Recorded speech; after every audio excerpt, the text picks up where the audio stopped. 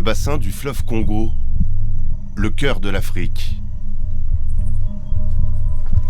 Dans le village d'Ingembe, c'est l'heure du départ à la chasse. Pour Mboula et les autres villageois, le braconnage est la seule source de revenus. Ils sont une dizaine à embarquer sur les pirogues. Leur objectif, ramener de quoi nourrir leur famille, mais pas seulement. Parmi leurs cibles privilégiées, le pangolin, très recherché, car il se revend facilement sur les étals. Quand on a la chance de trouver un pangolin, on vend sa viande à une cliente sur le marché. Vous le vendez combien ? On peut en tirer 1,30 €, 1,70 €.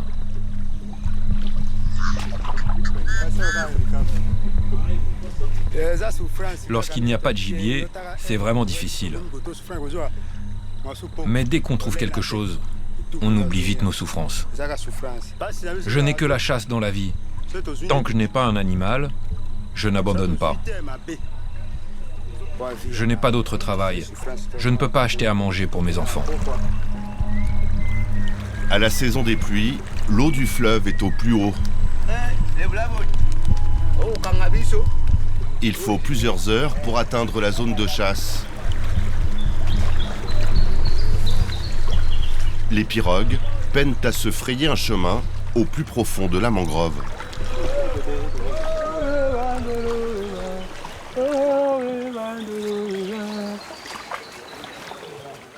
Dans l'immensité de la forêt équatoriale, à peine débarqué, la traque au pangolin commence. Grâce à ses longues années d'expérience, Mboula est devenu un pisteur hors pair. Il y a des traces fraîches ici. Ce sont des traces de pangolin.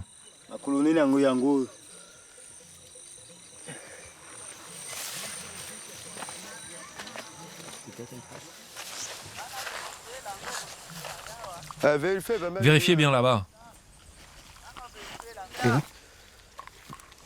Ils sont passés par ici. Ils sont passés par ici.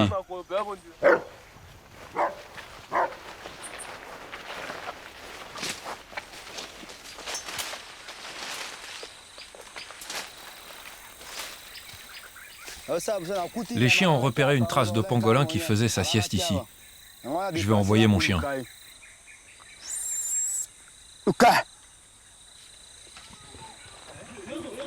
Les braconniers ne comptent pas que sur les chiens pour mener à bien la traque. Ils installent également des pièges artisanaux pour attraper le pangolin au collet. C'est pour capturer les pangolins. Hein? Je place la branche comme ça. Quand l'animal rentre par ici, il va déclencher le piège.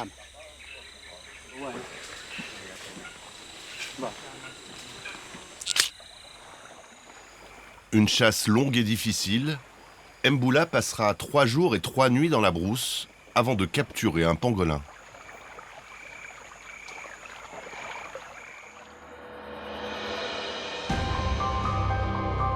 Le pangolin, c'est l'histoire d'une malédiction. Accusé à tort d'être responsable de la transmission de la Covid-19, il est depuis des années l'animal le plus braconné au monde. Plus d'1 million d'entre eux ont été tués ces 10 dernières années.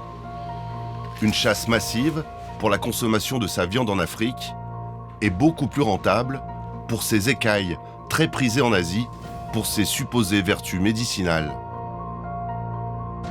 Objet d'un immense trafic international, censé être intégralement protégé, le pangolin est aujourd'hui menacé d'extinction. De la brousse congolaise aux arrière-boutiques des marchés vietnamiens, nous avons remonté la piste du pangolin.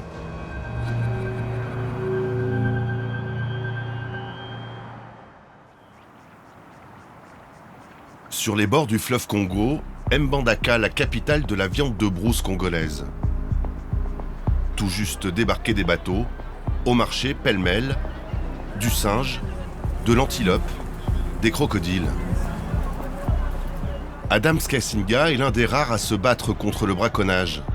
À 38 ans, il a fondé une ONG, Conserve Congo, financée par des donations. Ça sont des singes. Des grands singes. Il a travaillé dans le secteur minier, il a été journaliste, mais depuis des années, Adams mène une guerre sans relâche contre les trafics. C'est le crocodile brisé. Déjà brisé. Tout ce qui est vendu ici est officiellement interdit. Mais en République démocratique du Congo, il n'y a quasiment aucun contrôle et les traditions ont la vie dure. Il y a beaucoup à faire. Donc, en arrivant ici, ça te rend compte qu'on n'a encore rien fait. On n'a encore rien fait. Donc, dans des coins comme ça, nous devons avoir déjà des marchés comme ça. Ça doit carrément être fermé. Mais ici, tout le monde ou presque vit de la viande de brousse. Et le pangolin est l'animal le plus recherché. Adams apprend par un de ses informateurs que la chasse de Mboula a été fructueuse. Okay. Il décide de se rendre immédiatement dans son village.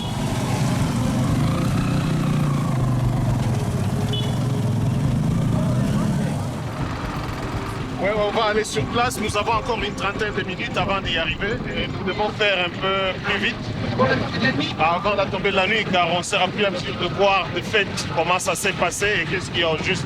Il y a toujours plein d'imprévus dans vos enquêtes comme ça?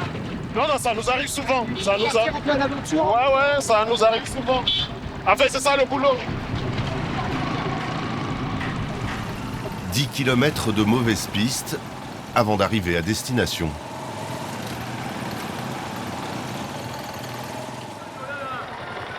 Ah ouais, nous sommes déjà arrivés au village. C'est ici la base. C'est ici où tu palpes la réalité du doigt, en fait, du problème. Parce que c'est ici où la chaîne commence. Ça va? Bien. Bonsoir. Bonsoir. Bonsoir. Vous saluez les braconniers, vous qui défendez la... Non, pas vraiment. Tout chasseur n'est pas braconnier. La chasse fait partie de notre culture. Mais chasser pour faire gain, c'est ça le braconnage. On va montrer. C'est bien caché là.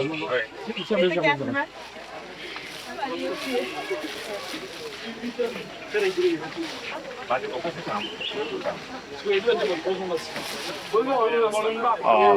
le pauvre. Ah, le pauvre. Alors ça, c'est un pangolin. Alors comment vous l'avez tué? On l'a eu dans la brousse. Ah, la Motambo. Nous sommes restés 2 jours dans la forêt.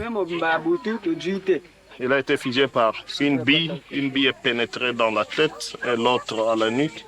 Mais aussi, j'ai remarqué une chose. C'était une mère allaitante. Et elle est tombée dans l'embuscade. Tu peux voir les... Tu peux voir les... Le trophée d'une espèce protégée, qu'Adams se filme pour ses archives personnelles. Il ne va pas inquiéter ses chasseurs qui braconnent pour survivre. Pour lui, les vrais responsables du trafic sont ailleurs et très loin. On ne peut pas les arrêter parce qu'ils ne savent même pas ce que ça représente ailleurs, surtout vers l'outre-mer. Ils ne savent pas la valeur de ces écailles-là. Ici, à la source, il y a l'ignorance et de l'autre bout du monde, c'est l'avarice. Et entre les deux, il y a le trafic.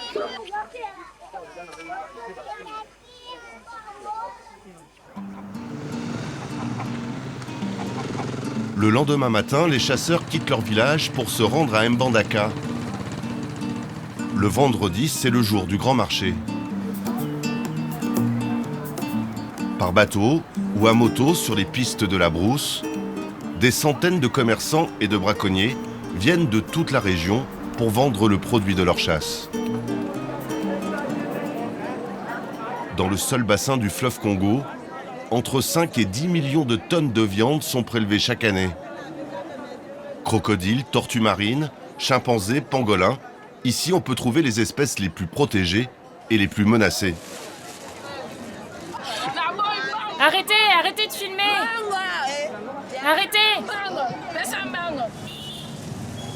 C'est sur ce marché que la valeur du pangolin va commencer à flamber. Vous pensez en tirer combien de ce pangolin ? Probablement 1,30 €. On va essayer de s'acheter des vêtements. Ça va être compliqué d'acheter des vêtements. Tout ce qu'on pourra acheter, c'est des cigarettes. Avec 1,30 €, on n'a pas de quoi s'acheter des vêtements.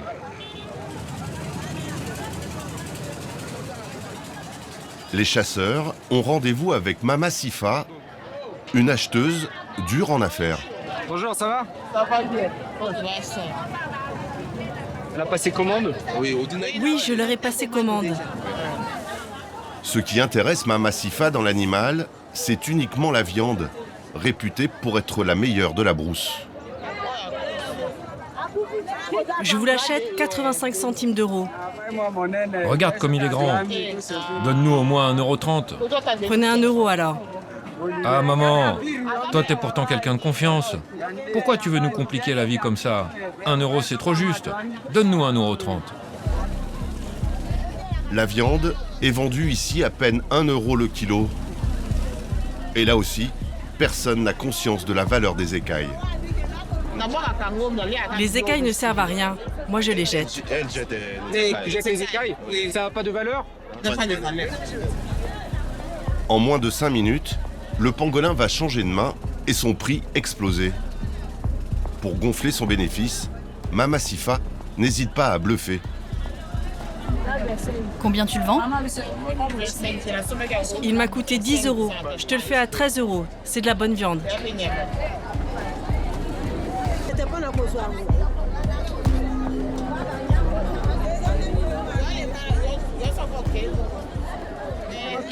Le pangolin, c'est toujours comme ça. Il ne reste que quelques minutes sur l'étalage. Il y a toujours quelqu'un pour en acheter. Kinshasa, 15 millions d'habitants, la capitale de la République démocratique du Congo. Très souvent, le point de chute de la viande de pangolin, le caviar local. Ici, malgré l'interdiction de sa consommation, il existe une tradition bien ancrée chez ceux qui ont les moyens. Comme chaque vendredi, Peter retrouve son ami Papy pour un dîner de gala. À 30 ans, le jeune homme est dans les affaires, l'immobilier et les voitures. Allô? Tu peux me préparer mon repas préféré? Qu'est-ce que tu voulais? Pangolin. Oui, il est lancé. Fais-le bien, j'arrive bientôt avec mes amis. Ici, pour trouver un pangolin à manger, c'est pas facile. Si tu n'appelles pas avant de te déplacer, il y a le risque de pas en trouver. On ne peut pas aller au restaurant sans appeler la responsable. À chaque fois, il faut réserver son plat. La commande a été passée dans ce restaurant chic, fréquenté par les notables de la ville. En cuisine, malgré les prix pratiqués, les commandes de pangolin affluent. Ce morceau-là coûte 20 € et le pangolin entier, c'est 170 €. Il y a beaucoup de clients qui mangent du pangolin? On en vend surtout le week-end, samedi et dimanche. Au goût fort et prononcé, la viande de pangolin se prépare en papillote. Pour le préparer, j'utilise un bouillon cube, de l'huile, du vinaigre, de la moutarde, puis de bonnes herbes. Nous avons quelque chose qui donne un goût extra, ce sont ces feuilles.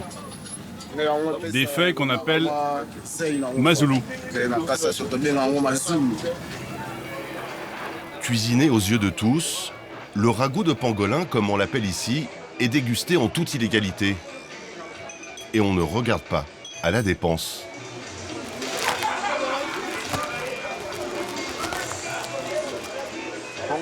La viande de pangolin, c'est pas pour les pauvres, c'est pour les personnes qui ont de l'argent. C'est différent du poisson ou du poulet que tu peux trouver partout. Quand tu n'as pas d'argent, tu ne peux pas manger de pangolin. C'est le repas des notables, des députés, des ministres. C'est pour eux le pangolin. C'est ça. Bon appétit.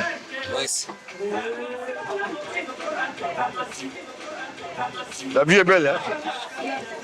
C'est comme ça, hein? Et tu sais quoi?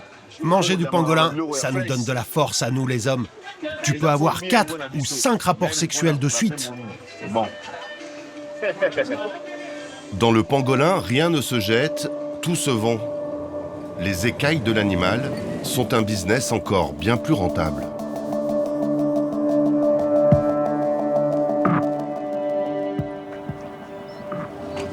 À 600 km de Kinshasa, retour à Mbandaka. Après la viande, Adams cherche maintenant à remonter la filière de l'écaille. Il mène toujours ses enquêtes sous couverture.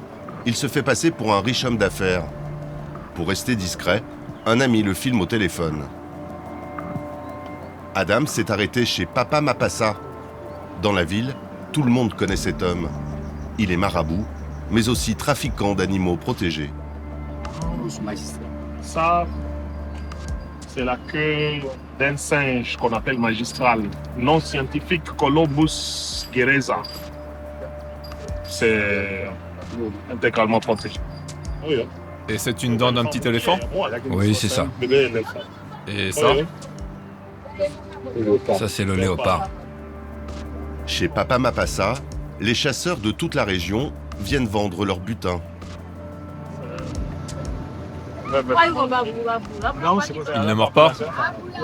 Ça, c'est, en anglais, on appelle ça velvet monkey. Velvet.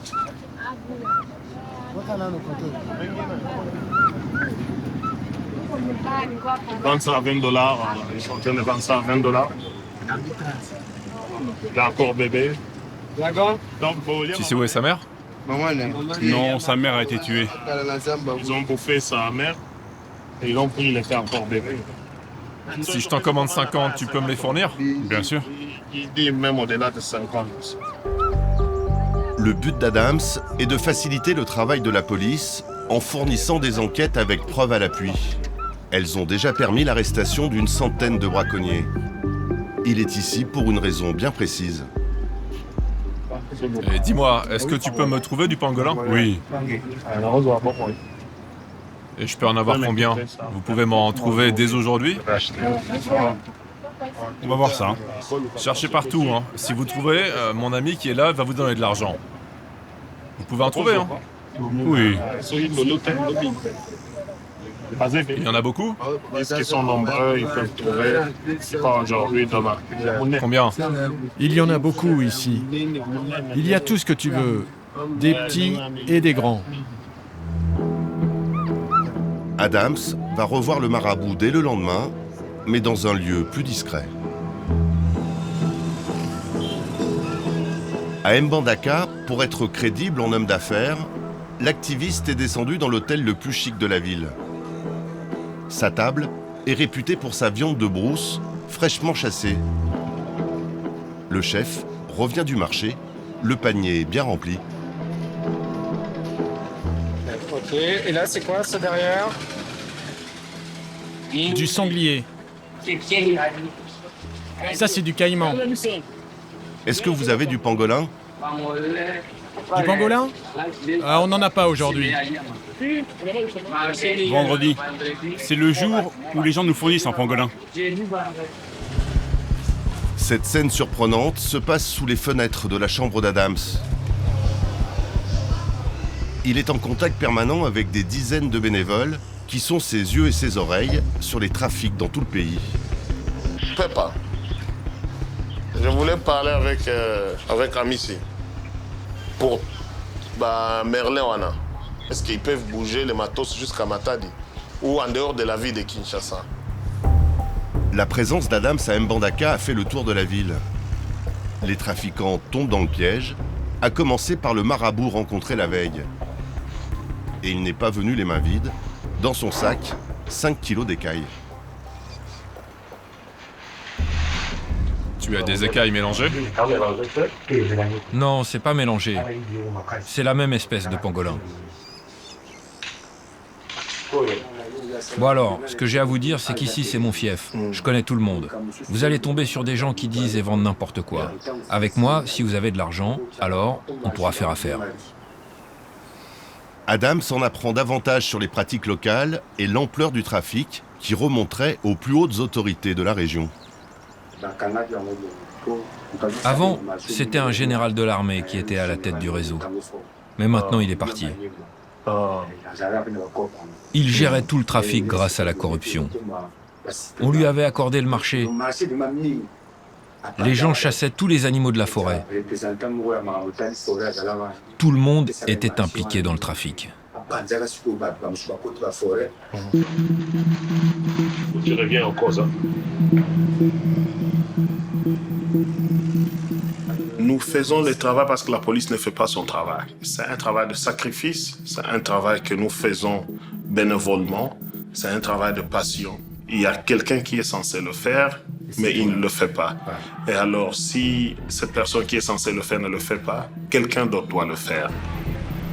Pendant qu'Adams poursuit ses enquêtes, nous voulons en savoir davantage sur ce que deviennent les écailles prélevées dans la brousse. Nous sommes au marché de Gambela, l'un des plus populaires de Kinshasa. Ici, opèrent les grossistes en écailles de pangolin. Pour les approcher, nous tournons en caméra cachée. Nous nous faisons passer pour des intermédiaires de riches clients asiatiques intéressés par l'achat d'une grande quantité d'écailles. En quelques minutes, nous sommes mis en relation avec cette jeune femme.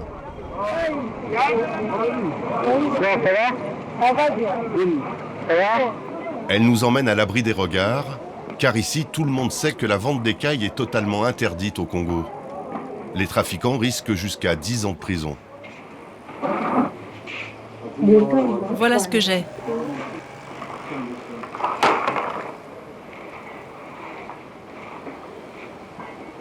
Combien de kilos on peut acheter au maximum? Si je veux 50 kilos, c'est possible? Demande-lui. Le blanc veut 50 kilos d'écailles. Tu les as?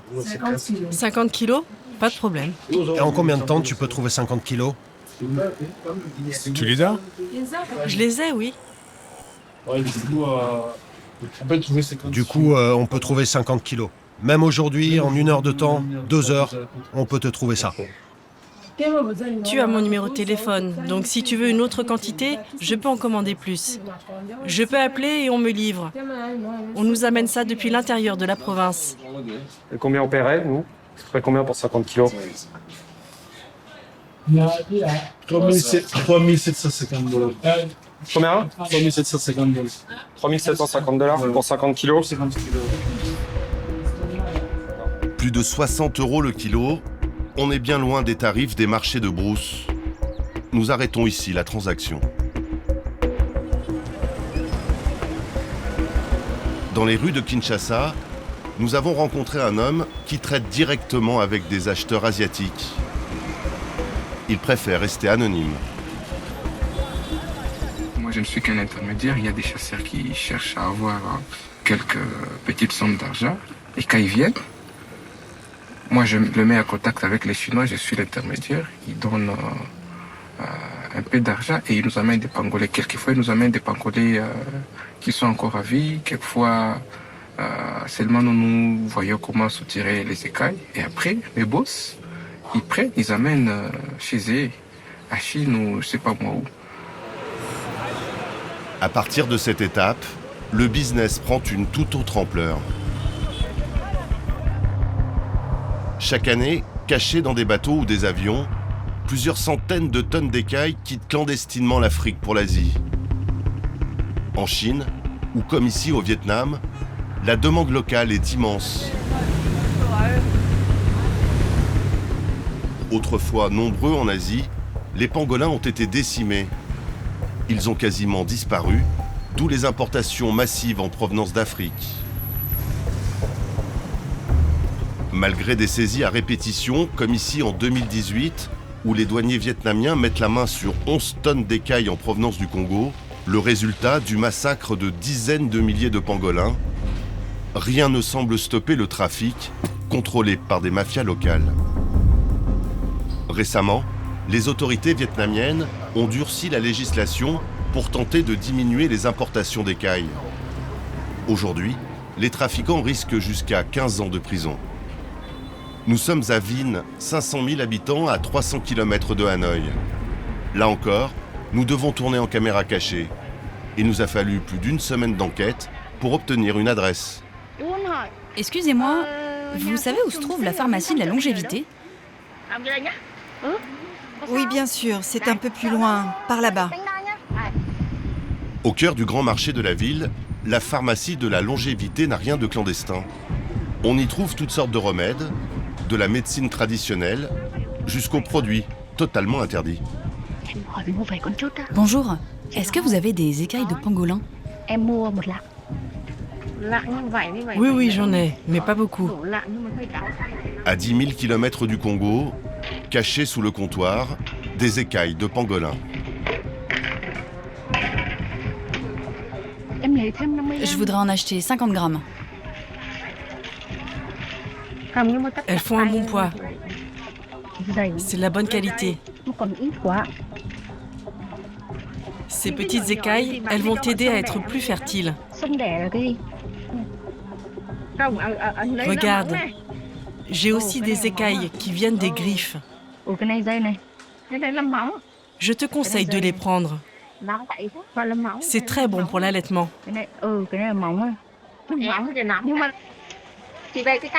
Vous devriez les faire cuire dans du sable bien chaud, dans une poêle bien sèche.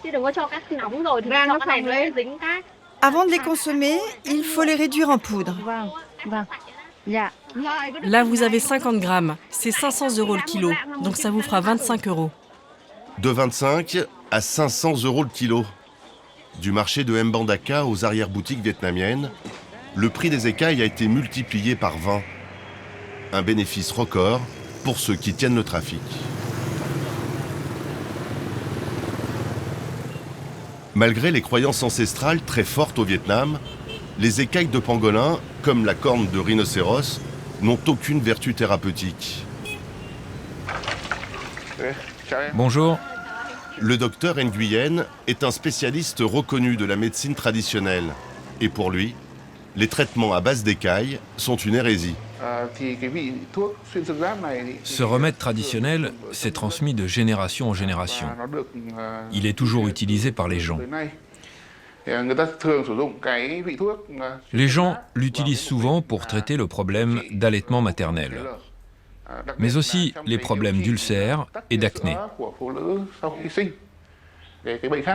La croyance populaire donne à l'écaille de pangolin le pouvoir de tout guérir, y compris les cancers. Les conséquences peuvent être tragiques. Le docteur Nguyen a perdu un oncle malade d'un cancer. Pour se soigner, il a associé des écailles de pangolin à une corne de rhinocéros. Cela a précipité sa mort.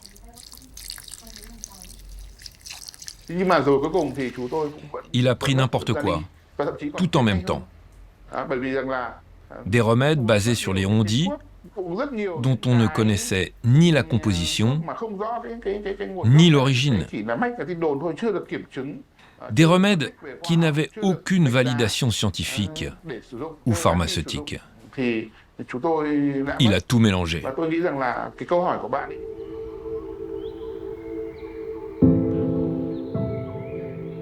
Lueur d'espoir, les derniers pangolins du pays ont enfin droit à un lieu où ils sont en sécurité. Depuis 7 ans, un sanctuaire accueille et soigne des dizaines d'animaux protégés chaque mois.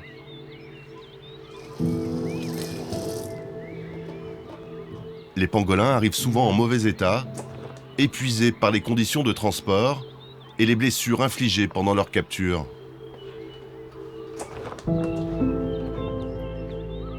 La police vietnamienne vient de confier aux vétérinaires du centre 6 nouveaux pensionnaires saisis aux mains des trafiquants. Ils ont été sauvés par la police dans la province de Quang Tri. Ils étaient dans un véhicule avec des civettes aussi. La police m'a tout de suite contacté et ils ont voyagé toute la nuit jusqu'au centre. Celui-là pèse 1 kg 200 grammes. Il est encore jeune.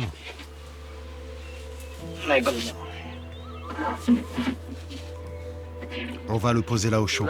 On va le laisser dormir. Avant, on nous confiait 2 saisies par mois. Ce mois-ci, c'est déjà la 7e fois qu'on nous apporte des pangolins issus des trafics.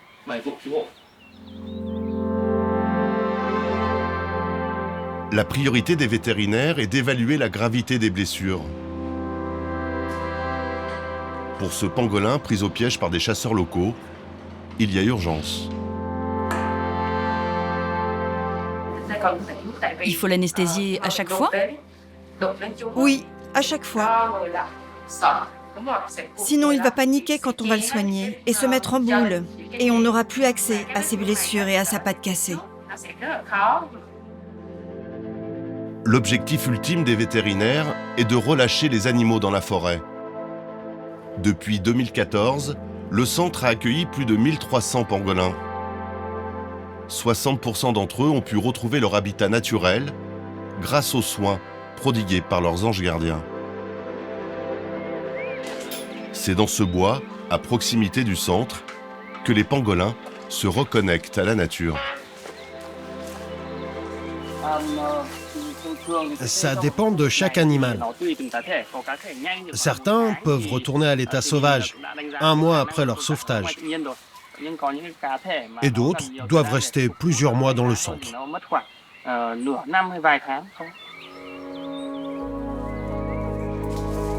Chaque année, ici, une centaine d'entre eux retrouvent la vie sauvage. Un très mince espoir de survie de l'espèce, plus que jamais, en voie de disparition.